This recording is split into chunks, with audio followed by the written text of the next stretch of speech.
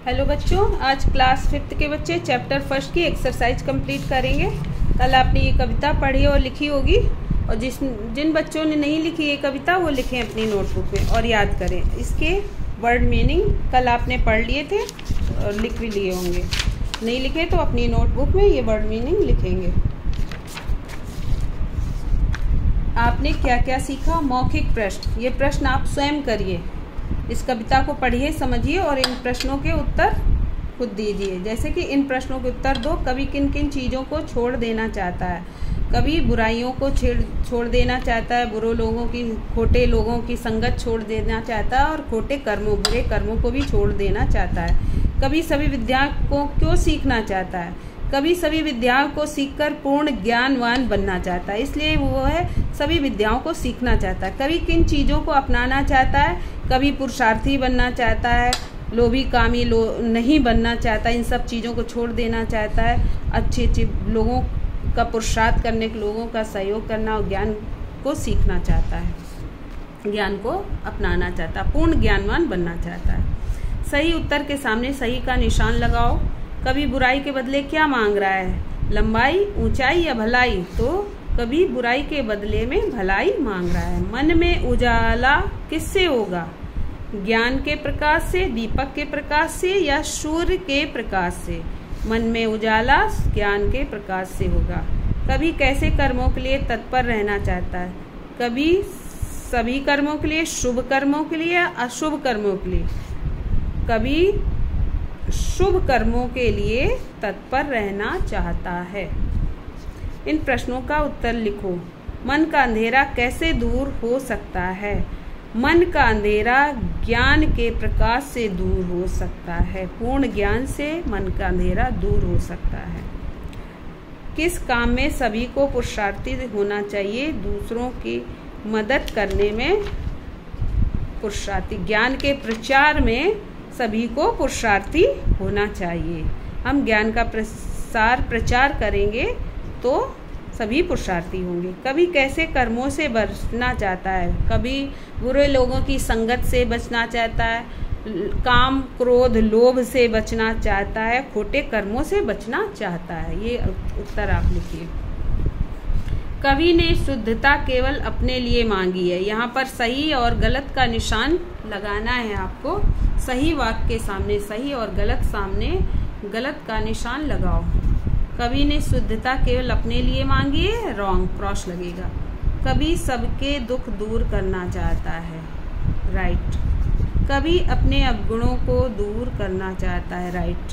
कवि चाहता है कि कोई भी परमार्थी न बने, क्रॉस। कवि के मन में अच्छी संगत में रहने की भावना है, राइट। कविता की इन पंक्तियों को पूरा करो। ये कविता पढ़िए, समझिए और इन पंक्तियों को, खाली स्थान को आप कविता से देखकर भरिए। उदाहरण समझकर नए शब्द बनाओ, उनके अर्थ लिखो। दया मय, इस तरह से आपको लिखना है। दया प्लस मय, दयामय, दया से पूर्ण। शांतिमय, शांतिमय, इस तरह से शांतिमय, शांति से पूर्ण।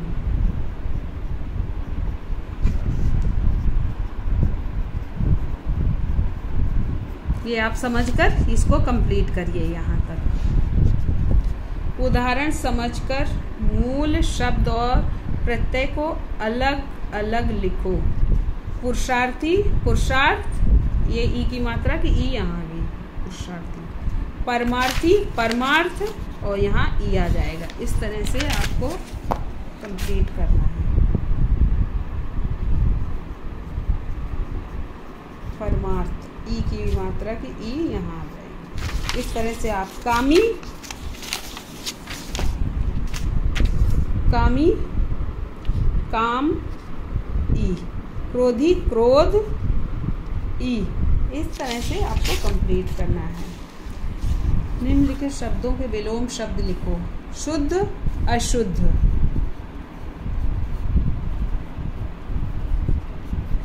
बुराई, भलाई। क्लास 5 के बच्चे हो, आप लोग स्वयं करिए इसे। उजाला, अंधेरा। उजाला का अपोजिट अंधेरा। ज्ञान अज्ञान, विद्या अविद्या, गुण अवगुण, दुख सुख, शुभ अशुभ, हित अहित, दुष्कर्म सुकर्म। निम्नलिखित शब्दों से वाक्य बनाओ। निम्नलिखित शब्दों से वाक्य बनाओ। इन शब्दों का प्रयोग करके आपको सेंटेंस यानी वाक्य बनाना। उजाला, ईश्वर कभी चाहता है कि संसार में सभी को ज्ञान के प्रकाश का उजाला मिले। विद्या, कभी विद्या ज्ञान की विद्या अपनाना चाहता है। तत्पर, हमें अच्छे कर्मों के लिए हमेशा तत्पर रहना चाहिए। प्रचार, हमें ज्ञान का प्रचार करना चाहिए। व्यसन, हमें बुराइयों काम क्रोध के व्यसन से हमेशा दूर रहना चाहिए। इस तरह इन शब्दों को वाक्य में प्रयोग करिए, अपनी कॉपी में लिखिए, समझिए।